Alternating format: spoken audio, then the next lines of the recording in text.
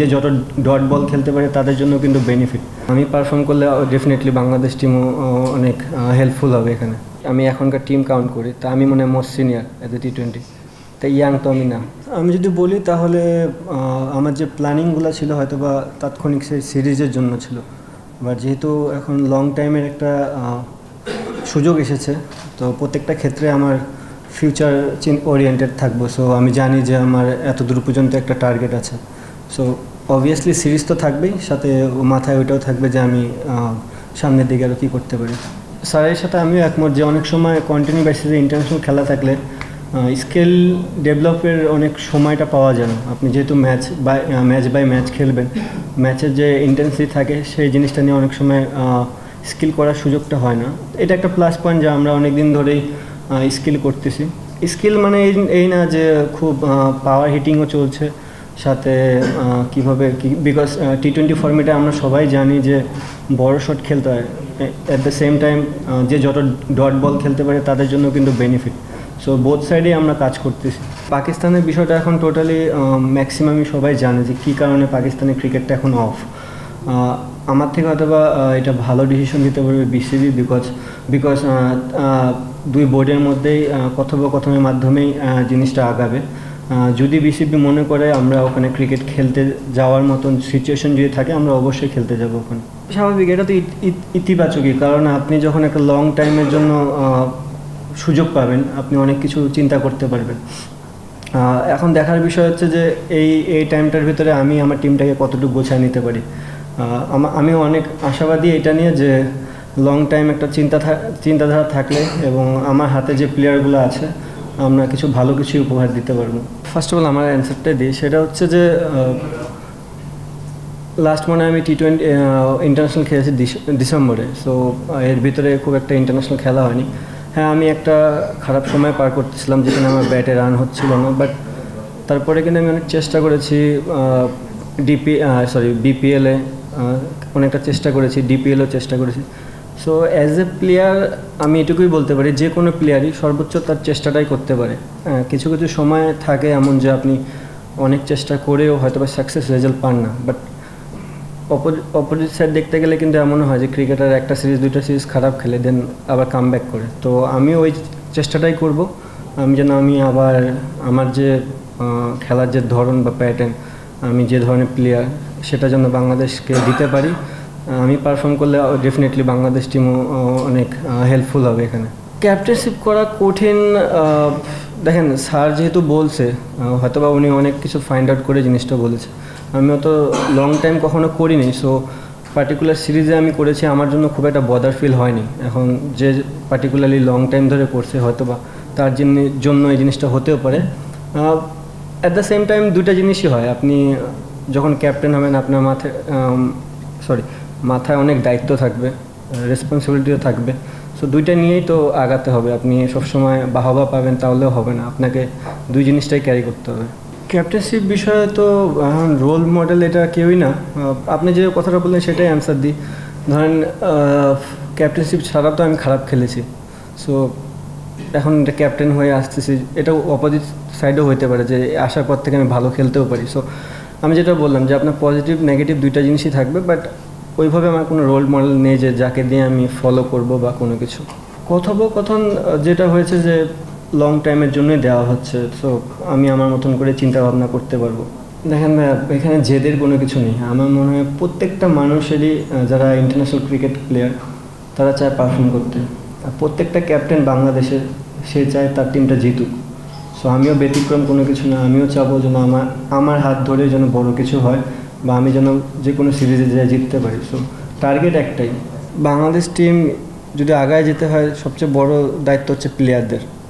আমরা পারফরমেন্স করলেই টিম আগাবে। সো ফার্স্ট অফ অল আমাদের যারা বাংলাদেশে ফরে খেলে তাদের প্রতিটা রোল প্লে করতে হবে মাঠের মধ্যে। সো আমরা প্লেয়াররা যতটা বিসিবির সাথে আমি কমিউনিকেট করবো, তার থেকে বেশি কমিউনিকেট করা দরকার আমার প্লেয়ারদের সাথে। তারা কী চাচ্ছে, তাদের কোন জায়গায় ডেভেলপ করা দরকার।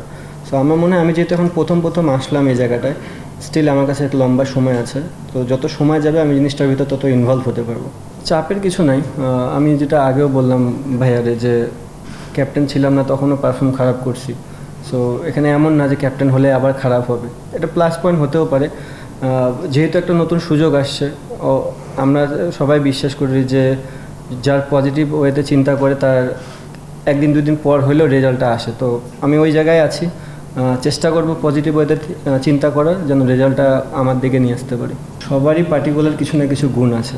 সো আমি যেহেতু খেলেছি অনেক দিন ধরে, আমি চেষ্টা করব বড় ভাইদের যা যা গুণ ছিল ওটা আমার ভিতরে আছে, ওটা আমার ভিতরেই থাক।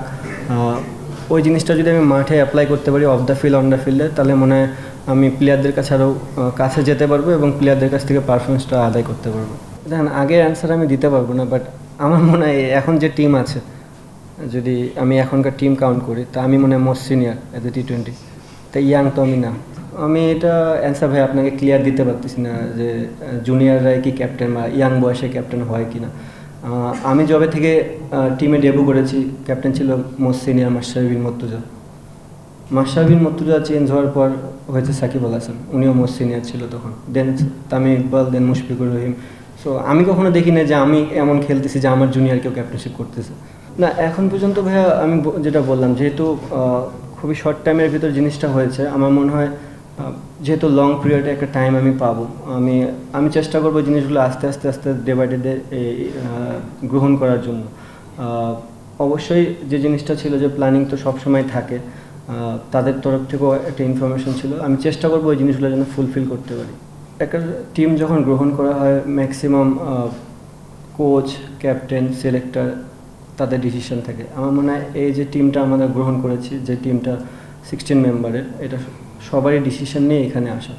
আসলে ব্র্যান্ডেড ক্রিকেট আমি এটা বলবো না। আমি যেভাবে চিন্তা করি, যদি আমি সেই অ্যান্সারটা দিই আপনাদের, তাহলে হবে কোনো গেমে 180-200 চেস করতে হতে পারে, কোনো গেমে 140-145 চেস করতে হতে পারে। আমি কিভাবে খেললে ম্যাচটা জিততে পারি, এটা হচ্ছে আলটিমেট গোল। হতে পারে একটা ব্যাটসম্যান কোনো দিন 20 বলে 40 রানও করতে পারে, সেম ব্যাটসম্যানের পরের দিন হয়তো বা প্রয়োজনই নেই, 20 বলে 15 রানও করতে হতে পারে। সো আমি চাই যে প্রত্যেকটা প্লেয়ার যেন গেমের ভিতর যত ইনভলভ থাকবে, যে আমি আজকের দিনটাতে আমার কি চাওয়া, দল আমার কাছে কি চাচ্ছে। আমার যদি প্রত্যেকটা প্লেয়ার এই জিনিসটা বুঝে যে আমার কাছ থেকে দল আজকে এই জিনিসটা চাচ্ছে, আমার মনে হয় তাহলে আমাদের টিম রেজাল্টটা বেশি হবে, রাদার দেন আমি চিন্তা করতেছি যে আমাদের এই ব্র্যান্ডেড অফ ক্রিকেট খেলতে হবে। প্রত্যেকটা ক্ষেত্রে বিসিবি যাদেরকে দায়িত্ব দিচ্ছে, বিসিবি চিন্তাধারা করেই জিনিসটা দেওয়া হচ্ছে।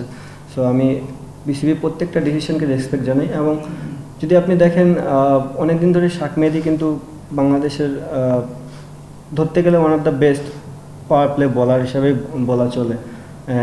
খুব ডমিনেটিং বলার, ওয়ার্ল্ড ক্রিকেটে খুব কম দেখবেন যে আপনি স্পিনাররা এত ডমিনেট করে বল করে। সো ও বাংলাদেশের একটা কি প্লেয়ার, কি ফ্যাক্ট। ও যখন এই দায়িত্বটা পাবে, আমার মনে হয় ও ওখান থেকে আরও ভালো করার চেষ্টা করবে এবং ইনপুট দেওয়ার চেষ্টা করবে আরও বেশি।